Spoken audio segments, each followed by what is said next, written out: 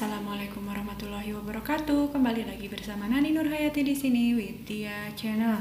Belajar yuk. Nah, teman-teman, hari ini kita akan membahas tentang soal-soal P3K tahun 2021-2022 tentang kebidanan.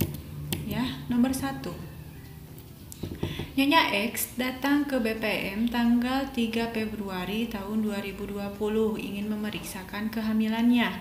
Nyonya X mengatakan bahwa HPHT-nya itu tanggal 1 Desember 2019. Maka berapa usia kehamilan sekarang? A. 8 minggu, B. 9 minggu 1 hari, C. 8 minggu 4 hari, D. 9 minggu 5 hari, atau E. 8 minggu 6 hari.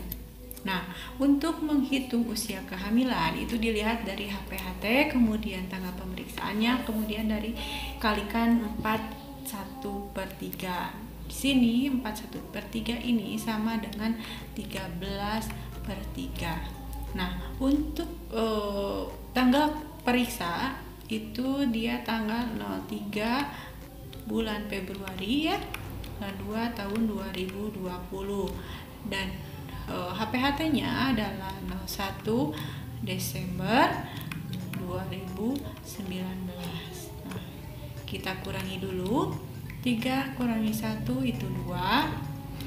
Kemudian ininya bulannya itu kita pinjam dari sini dulu. 1 tahun itu 12 bulan. 12 tambah 2 sama dengan 14. 14 kurangi 12 jadi 2 ya. Dan ini habis. Nah, ini 2 ini kita kalikan 13/3. Jadi ini sama dengan 26 dibagi 3 ya. Jadi isinya adalah 8, ininya 24 dikurangi jadi sisa 2 hari, jadi 8 minggu lebih 2 hari, ditambah ini harinya, ditambah lagi harinya ini ya, yang ini tambah lagi ke sini, jadi ini 8 minggu 4 hari. Jadi jawabannya adalah yang C. Jadi usia kehamilan Nyonya X sekarang adalah 8 minggu 4 hari. Oke, lanjut. Nomor 2. Nyonya F datang ke klinik bidan Fatmawati mengeluh bahwa sudah telat menstruasi 3 bulan dan mual muntah lebih dari 10 kali per hari serta nyeri epigastrum. Tensinya 90/60, nadinya 84 per menit, respirasinya 24 kali per menit. Nah, di sini apakah diagnosa yang terjadi pada Nyonya F? A. Hiperemesis gravidarum tingkat 1, B. Hiperemesis gravidarum tingkat 2, C. Hiperemesis gravidarum tingkat 3, morning sickness, atau vomiting. Nah, kita ketahui bahwa hiperemesis gravidarum itu keluhannya mual, muntah pada ibu hamil hingga mengganggu aktivitas sehari-hari. Nah, biasanya mulai setelah minggu ke-6. Nah, baik sendiri sekitar minggu ke-12, tetapi kadang suka berbeda di tiap ibu hamil ya. Nah, akibat mual muntah kemudian bisa menjadi dehidrasi, elektrolit berkurang, aseton darah meningkat, dan bisa menjadi kerusakan pada liver. Nah, untuk grade hiperemesis gravidarum atau HGG ini tingkat 1 itu keadaannya lemah, nafsu makan berkurang, berat badan menurun, nyeri epigastrium, nadinya meningkat, turgor kulit berkurang, tensi sistoliknya menurun, lidah kering, mata ceku. Untuk tingkat 2 itu keadaannya apatis, nadi cepat dan kecil, lidah kering dan kotor, mata sedikit ikterik, kadang suhu sedikit naik, oliguria, aseton tercium dalam hawa pernapasan. Kalau tingkat 3 itu keadaan umumnya lebih lemah lagi ya, muntah-muntahnya berhenti, kesadaran menurun dari somnolen sampai koma, nadi lebih cepat, tensinya lebih turun lagi, komplikasi fatal, encephalopathy, Wernicke nystagmus, diplopia, perubahan mental dan ikterik. Nah, pada soal di sini kita lihat bahwa si Nyonya F ini mual muntah lebih dari 10 kali, nyeri epigastrum. Nah, nyeri epigastrum ini ada di tingkat 1 ya. Kemudian tensi sistoliknya menurun. Nah, ini sistoliknya menurun ya. Kemudian apalagi ya, nadinya tapi masih normal ya. Kemudian respirasinya juga. Nah, ini ada gejalanya nyeri epigastrum, berarti ini masuk hiperemesis tingkat 1. Jawabannya A. Nomor 3, Nyonya R datang ke klinik bidan mengatakan bahwa dirinya sedang hamil, mengeluh tadi malam itu mengeluarkan darah merah segar dari kemaluan setelah bangun tidur. Tensinya 110/80, nadinya 82, respirasi 24, DJJ-nya itu 138 kali per menit. Apakah ya diagnosa pada kasus tersebut? A. Solusio plasenta, B. Plasenta previa, C. Retensio plasenta, D. Ruptur plasenta, atau E. Sisa plasenta. Nah, di sini dikatakan bahwa pengeluaran darah segar. Nah, ini yang menjadi clue ya, tanda yang menyatakan hamil mengeluarkan darah segar. Nah, kita tahu bahwa kehamilan normal ini plasentanya itu berada di pundus ya, tidak ada kelainan. Nah, kalau perdarahan pada kehamilan itu biasanya ada yang terjadi solusio plasenta, di mana solusio plasenta itu lepasnya plasenta di dalam rahim, jadi ada perdarahan di dalam ya. Kemudian kalau plasenta previa itu plasenta yang menutupi jalan lahir, baik itu marginal maupun total, tapi letak si plasenta itu di bawah, itu plasenta previa. Nah, perbedaan solusio plasenta dengan plasenta previa. Kalau solusio plasenta itu perdarahannya dengan rasa nyeri, kemudian perdarahannya segera disusul partes ya, kemudian perdarahannya sedikit kehitaman, palpasi janin sukar diraba, kemudian DJJ-nya kadang sampai tidak terdengar, di PD itu uterusnya tegang, ada cekungan plasenta sama hematom. Kalau plasenta previa itu tanpa nyeri, perdarahan berulang-ulang, kadang biasanya tidak disertai dengan ada yang partes, ada yang enggak, tergantung dengan posisi si plasentanya sendiri. Biasanya kalau totalis itu biasanya di SC ya. Kemudian perdarahan banyak dan segar nih, ada perdarahan banyak dan segar, sama ya, sama di soal ya. Kemudian dilihat lagi, kalau di plasenta previa itu bagian janin itu tinggi, kemudian DJJ-nya bagus biasanya, terus teraba plasenta kalau di PD, kemudian robekan marginalis bentuk lidah gitu. Nah, ini perbedaan antara solusio plasenta dan plasenta previa. Di soal itu dikatakan bahwa dia mengeluarkan darah merah segar. Nah, kalau mengeluarkan darah merah segar itu plasenta previa. Kalau solusio plasenta itu perdarahannya sedikit kehitaman. Jadi jawabannya untuk soal ini adalah yang B, plasenta previa. Plasenta previa itu tanpa nyeri, perdarahannya merah segar ya, DJJ-nya ada. Nah, itu. Nomor 4, Nyonya U datang ke klinik mengatakan ingin memeriksakan kehamilannya. Nyonya U hamil 8 bulan, mengatakan pusing sejak tadi malam serta pandangan mata kabur. Setelah diperiksa, tensinya itu 160/110. Diperiksa protein urin positif 2, DJJ-nya 138 kali per menit. Nah, di sini apakah diagnosa pada kasus tersebut?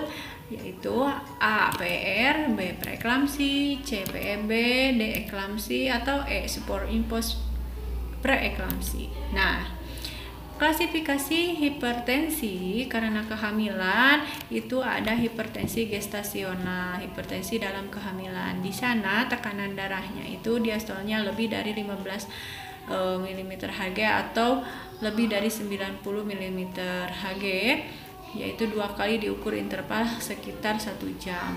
Nah, tanda untuk hipertensi gestasional itu protein urinnya negatif, kehamilannya lebih dari 20 minggu. Kalau preeklamsi ringan, tekanan darahnya ada kenaikan juga. Kemudian biasanya kalau preeklamsi ringan protein urinnya positif 1 ya. Kalau preeklamsi berat proteinnya positif 2 dan diastoliknya lebih dari 110. Nah, ada pandangan kabur, ada nyeri epigastrum ya. Jadi di soal disebutkan di sini ada mata kabur ya. Di sini disebutkan ada mata kabur juga, protein urin positif 2. Kemudian apalagi? Tensinya naik ya. Diastoliknya lebih dari 110. Ya, jadi jawabannya untuk nomor 4 adalah preeklamsi berat. Yang C. Lanjut, nomor 5. Nyonya I datang ke klinik bidan mengaku hamil 8 minggu, mengaku lemas, mudah mengantuk dan pusing. Setelah diperiksa tensinya itu 90/60, nadinya 85, respirasi 24 kali per menit, HB-nya 9. Berdasarkan kasus tersebut, diagnosa pada Nyonya I adalah A. Anemia ringan, B. Anemia sedang, C. Anemia berat, D. Preeklamsi, E. Preeklamsi atau kejang. Nah, kalau pemantauan selama hamil itu dilakukan pemeriksaan HB minimal 2 kali selama kehamilan bulan ke-1 sampai 3 dan bulan ke-7 sampai 9. Nah, untuk klasifikasi anemi itu kalau HB-nya lebih dari sama dengan 11 itu tidak anemi ya, normal ya. Kalau HB-nya 9 sampai 10 itu anemi ringan. Kalau 7 sampai 8 anemia sedang, kurang dari 7 itu termasuk anemia berat. Nah, di sini disebutkan HB-nya 9. Jadi termasuk anemia ringan. Ya.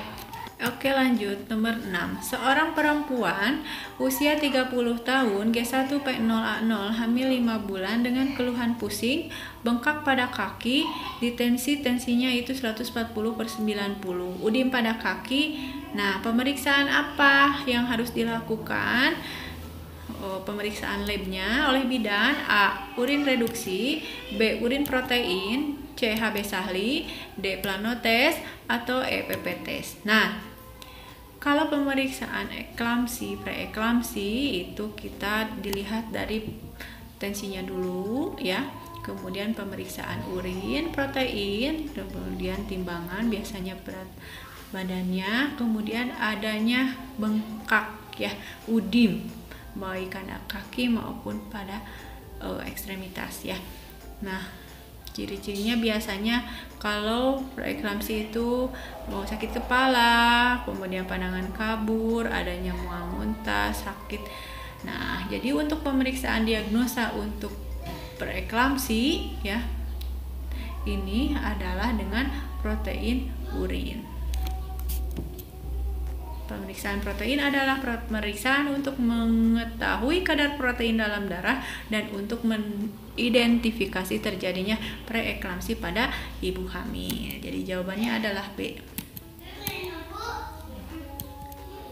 Seorang perempuan usia 31 tahun G2P1A0 hamil 3 bulan datang ke klinik bidan Rizky untuk periksa mengeluarkan darah plek-plek dari kemaluan dengan tensi 110/80, nadi 84, DJJ-nya bagus. Setelah diperiksa spekulo serviksnya tertutup. Nah, apakah anjuran yang diberikan bidan untuk kasus tersebut? A. Tirah baring di rumah, B. Merujuk ke RS, C. Memberikan obat antipiretik, D. Memberikan obat antibiotik, atau E. Memberikan suntik anti perdarahan. Ini udah aja jawabannya ya, jawabannya A katanya gitu ya. Kita lihat dulu penjelasannya. Nah, kalau pengeluaran darah ketika hamil itu sekitar kurang dari 20 minggu atau berat badan janin kurang dari 500 gram itu disebut abortus ya. Nah, bagaimana keadaan macam-macam abortus? Ada abortus iminen, ada abortus insipient, ada abortus incomplete, ada complete dan missed abortion. Kalau abortus iminen itu cuma mengancam dan mengeluarkan plak dari kemaluannya saja. Kalau insipient itu abortus yang sedang berlangsung. Abortus incomplete berarti konsepsinya udah keluar sebagian, tetapi tidak komplit, berarti belum semuanya. Kalau abortus komplit berarti itu keguguran yang sudah semua keluar ya janinnya. Kalau missed abortion dia tertahan di dalam kandungan ya. Penanganan abortus yang pertama abortus iminen atau abortus yang mengancam. Abortus yang mengancam itu yang mengeluarkan darah plaknya, plak saja. Plak berarti plak, kalau plak ini berarti sedikit ya darahnya. Kemudian inspekuloservix tertutup. Nah, ini termasuk abortus iminen. Bagaimana penanganannya? Kita informasikan kepada keluarga untuk tirah baring ya, bed rest total, turun bila ke toilet saja, kita harus terus istirahat, bed rest, tidur di kasur gitu ya. Kemudian penanganannya bisa dilihat USG-nya, bagaimana keadaan janinnya ya. Jadi jawaban nomor 7 adalah A, betul ya, tirah baring di rumah untuk penanganan bidan ya. Lanjut nomor 8. Seorang perempuan Nyonya A berusia 33 tahun, G3P1A1, hamil 6 minggu, datang ke rumah sakit dengan keluhan sakit pada bagian perut bawah dan mengeluarkan darah bercak berwarna coklat tua. Hasil pemeriksaan didapatkan nyeri goyang porsio, kemudian PPT positif. Nah, diagnosa yang tepat pada kasus tersebut adalah A. Nyonya A G3P1A1 hamil 6 minggu dengan abortus iminen. B. Nyonya A G3P1A1 hamil 6 minggu dengan abortus insipient. C. Nyonya A hamil dengan abortus incomplete. D. Nyonya A G3P1A1 hamil 6 minggu dengan abortus ektopik terganggu. Atau E. Nyonya A G3P1A1 hamil 6 minggu dengan abortus komplit. Nah, kita lihat di soal, dia keluhannya apa? Sakit, sakit pada bagian perut bawah, kemudian mengeluarkan bercak berwarna coklat. Yang paling ini adalah nyeri goyang porsio ketika pemeriksaan dalam PPT-nya positif. Nah, dilihat. Nah, kalau ada nyeri goyang porsio itu kata kuncinya ya, itu adalah kehamilan ektopik ditambah dengan keluhan-keluhan yang lain seperti nyeri perut bagian bawah dan bercak coklat. Nah, itu kehamilan ektopik. Kehamilan ektopik itu kehamilan dengan implantasi terjadi di luar rongga uterus. Tuba Fallopi merupakan tempat tersering untuk terjadinya implantasi kehamilan ektopik ya. Ya, sebagian besar kan berlokasi di tuba, jarang berimplantasi pada ovarium, rongga perut, kanalis cervix, kalis uteri dan lain sebagainya ya. Nah, tanda dan gejalanya kalau kehamilan ektopik ini adalah amenore ya, berarti PPT-nya positif gitu. Nyeri perut bagian bawah, perdarahan dari vagina, mual muntah seperti hamil ya, hamil muda gitu. Karena jarang kalau hamil tua itu KET biasanya kecil juga dia sudah pecah kalau di tuba itu ya. Kemudian lemah, pucat, pusing, bahkan pingsan. Yang paling menonjol atau kata kunci kalau KET itu ketika di PD itu nyeri goyang porsio ya. Jadi jawabannya adalah yang D. Nomor 9. Seorang perempuan datang usia 22 tahun, G3P2A0, usia kehamilan 34 minggu, melakukan pemeriksaan kehamilan.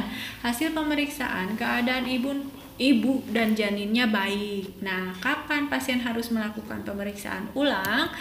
A 1 minggu, B 2 minggu, C 3 minggu, D 4 minggu, atau E 5 minggu. Nah, kita tahu bahwa kunjungan pemeriksaan antenatal itu 1 kali sebelum minggu ke-16. 1 kali yang minimalnya ya antara minggu ke-24 sampai 28, dan jumlah kunjungan 2 kali minimal itu antara usia kehamilan minggu ke-30 sampai 32 dan antara minggu 36 sampai 38 minggu. Jadi ibu ini perempuan itu datang pada 34 minggu ya. Dia periksa pada 34 minggu.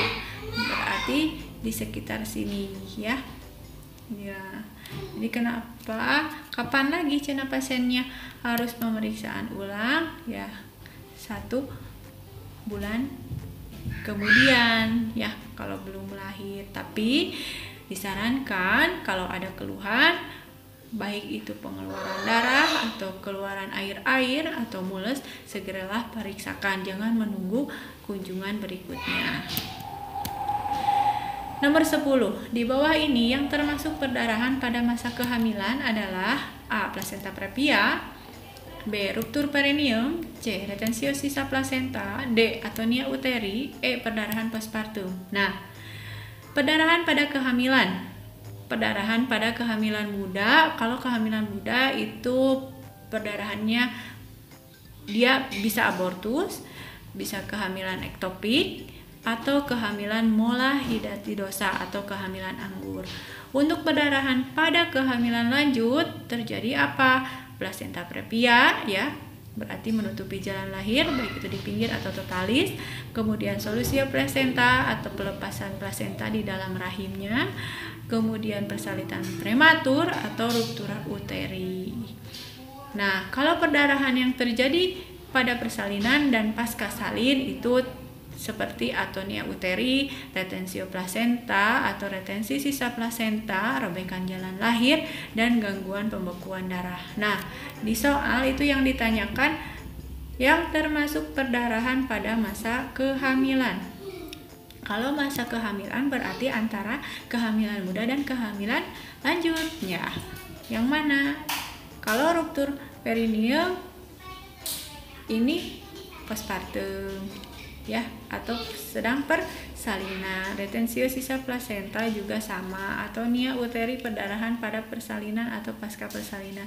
Postpartum ini jelas untuk postpartum. Jadi yang pada masa kehamilan adalah plasenta previa. Jawabannya adalah A.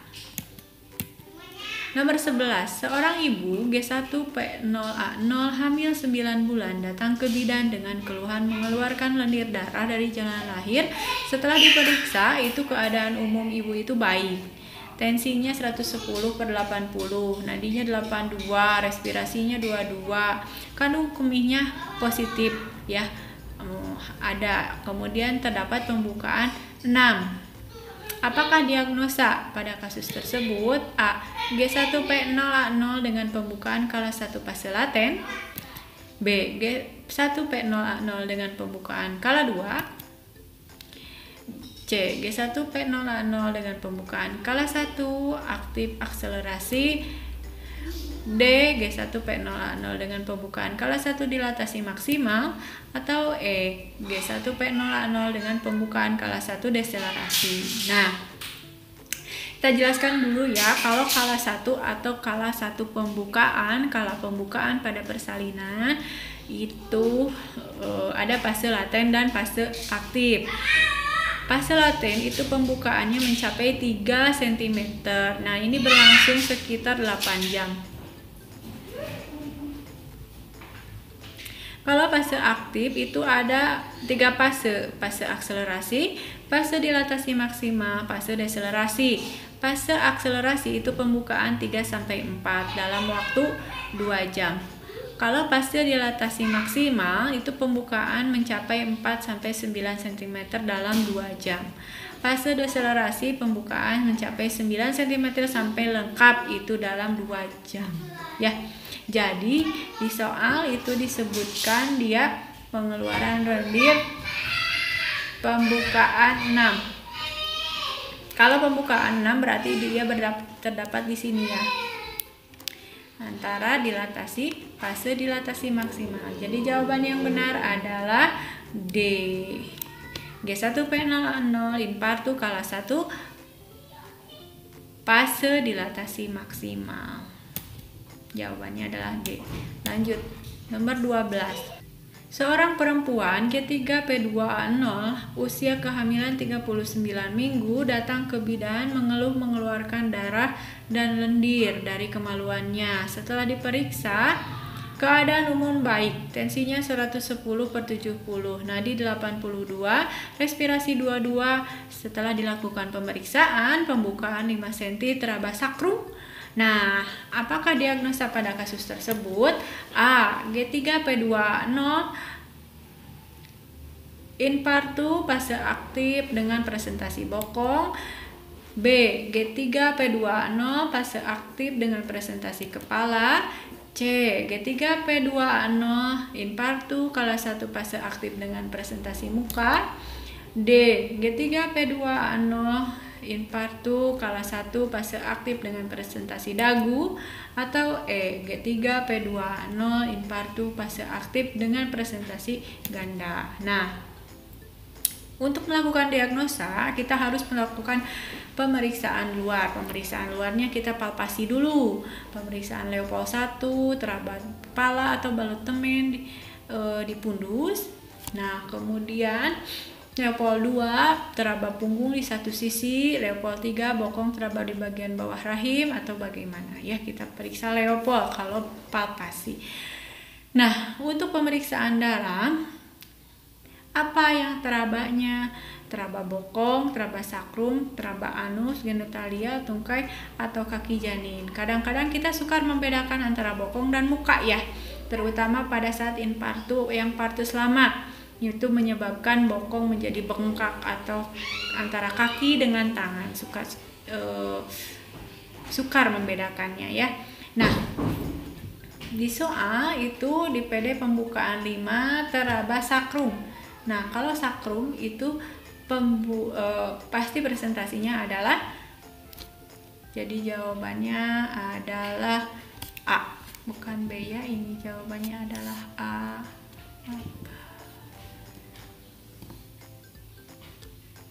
Jawabannya adalah A, salah ini. Oke, lanjut. Nomor 13, seorang perempuan umur 30 tahun, hamil 9 bulan, G2P1A0, datang ke bidan merasakan mules dari tadi pagi, semakin lama semakin sering. Setelah dilakukan pemeriksaan, keadaan umum ibu baik, tensinya 120/80, nadinya 84, respirasi 24. Dilakukan PD, pembukaannya 4, teraba mulut, hidung, dagu. Nah, berdasarkan hasil pemeriksaan yang didapatkan, diagnosanya adalah A. G2P1A0 infartu kala 1 fase aktif dengan presentasi bokong. B. Infartu fase aktif dengan presentasi muka. C. G2P1A0 infartu kala 1 fase aktif dengan presentasi dahi. D. G2P1A0 infartu kala 1 fase aktif dengan presentasi ganda. Atau E. G2P1A0 kala 1 fase aktif dengan presentasi kepala. Nah, kalau presentasi muka biasanya kepala janin, depresi maksimal tubuh janin, ekstensi. Pemeriksaan dalam itu teraba dagu, mulut, hidung, dan pinggir orbita. Jadi di soal itu teraba, di PD-nya apa? Teraba mulut, hidung, dan dagu. Jadi jawabannya adalah presentasi muka. Ya, B. Lanjut, nomor 14. Seorang perempuan hamil 8 bulan datang ke rumah sakit dengan keluhan pusing yang sangat hebat, pandangan matanya kabur, serta nyeri ulu hati. Setelah dilakukan pemeriksaan, keadaan umum ibu dengan hasil tekanan darahnya itu 160/110, nadinya 84, respirasinya 24. Nah, apakah tindakan yang awal dilakukan bidan untuk mengatasi masalah tersebut?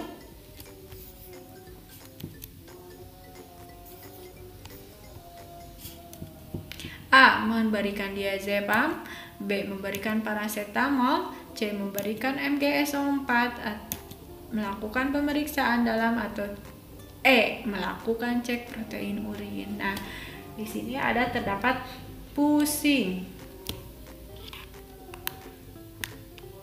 Ini pusing, mata kabur, nyeri ulu hati, tensinya 160/110. Nah, jadi itu adalah ciri-ciri apa? Preeklamsi berat. Nah, untuk perawatan dasar eklamsi itu yang utama adalah penanganan ABC dulu, airway, breathing, and circulation ya. Selanjutnya dilakukan perawatan suportif yaitu dengan pemberian MgSO4. Jadi biasanya bidan itu kalau misalkan ada pasien dengan tensinya 160/110, dari tensi aja dulu. Kemudian lihat keluhan ibunya, pusing ya, pandangan kabur, itu termasuk reeklamsi berat. Maka yang dilakukan adalah infus dulu, kemudian memberikan MgSO4 gitu ya. Untuk melakukan cek protein urin ini untuk menegakkan diagnosanya ya. Lanjut, nomor 15. Dalam memberikan MgSO4 harus terpenuhi syarat-syaratnya. Di bawah ini yang termasuk syarat pemberian MgSO4 adalah A. Pemeriksaan dalam, B. Pemeriksaan tanda-tanda vital, C. Pemeriksaan patella, D. Pemeriksaan protein urin, atau E. Pemeriksaan glukosa. Nah, di sini syarat terpenuhinya pemberian MgSO4 ya. Jadi syaratnya apa?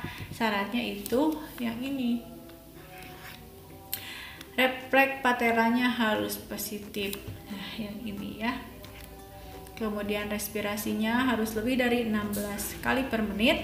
Tersedianya glukonas 10% atau 10 cc sebagai antidotum. Kemudian untuk pemberian selanjutnya diuresisnya dilihat harus lebih 100 cc per 4 jam. Oke, yang dilakukan pengawasannya apa aja? Kesadaran atau terjadi kejang, terjadi urin paru, ya hipertensi tiap 8 jam dilihat. Kemudian pengobatannya itu dicatat antara output dan input ya, cairan yang masuk dan keluar. Kemudian obat anti kejangnya itu harus ada bagaimana ya. Nah, jadi untuk syarat-syarat terpenuhinya pemberian MgSO4 adalah pemeriksaan patella. Jawabannya adalah C. Oke, sekian, terima kasih tentang soal-soal kebidanan. Mudah-mudahan banyak manfaatnya untuk kita semua yang mau ujian. Semoga semua diluluskan, kita diberi kemudahan dan kelancaran pada waktu ujiannya ya. Diberikan yang terbaik oleh Allah Subhanahu wa Ta'ala, semuanya lulus, amin ya Allah ya Rabbal alamin. Sekian, wabillahi taufiq wal hidayah. Wassalamualaikum warahmatullahi wabarakatuh.